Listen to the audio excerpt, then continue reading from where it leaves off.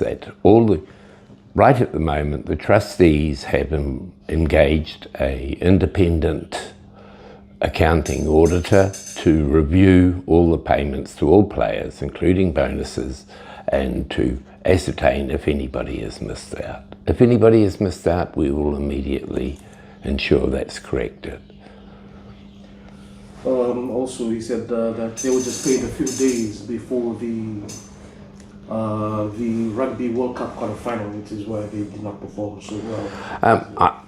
Look, the records that we've seen, the trustees, and that, you have to understand, Fiji Rugby is quite a large concern, and it's run by various department heads, being the GM of HP, who's responsible for all our national teams, and they have their own accountant within that department, and then there is a finance department, and we have a CEO or an interim administrator at that time. So the trustees rely on what the information given.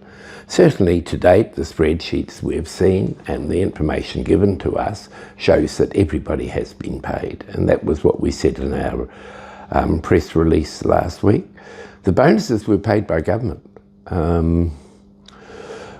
We did facilitate the final bonus payment, Fiji Rugby, by obtaining an overdraft facility so that the players could get it immediately until government was able to do it, because government has processes that they can't make instant payments now. So yeah. What is the board doing to guarantee that things like this don't happen in the future? Well, that's why we're investigating, have they been happening, why they've been happening, and how.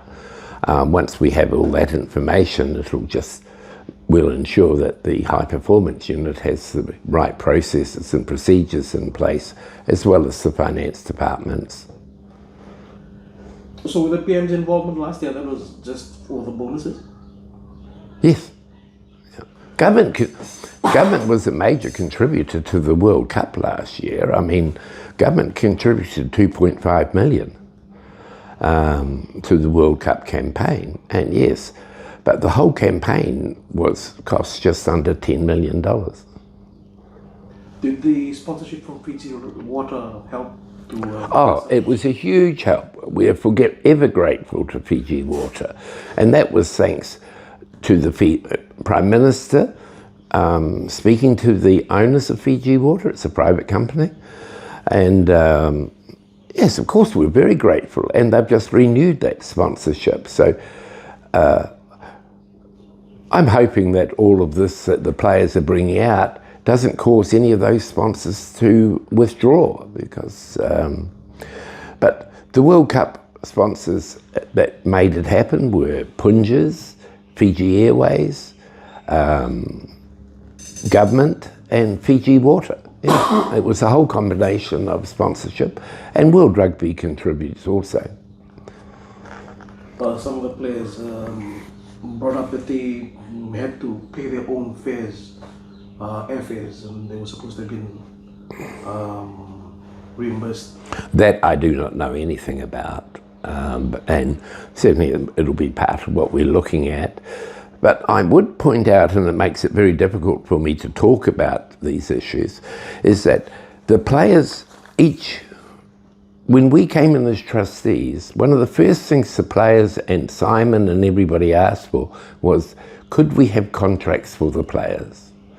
So in association with the Pacific Players Association, who represent all professional rugby players in the Pacific, a fixed term player contract was put together by them and us, and each player signed that. Within that contract are very clear confidentiality clauses and grievance clauses. And sadly, while you're mentioning what the players are saying, and I can understand they're saying it out of a lot of frustration, but they have breached the agreements that they wanted in place. And so it's hard for me to comment on things on this.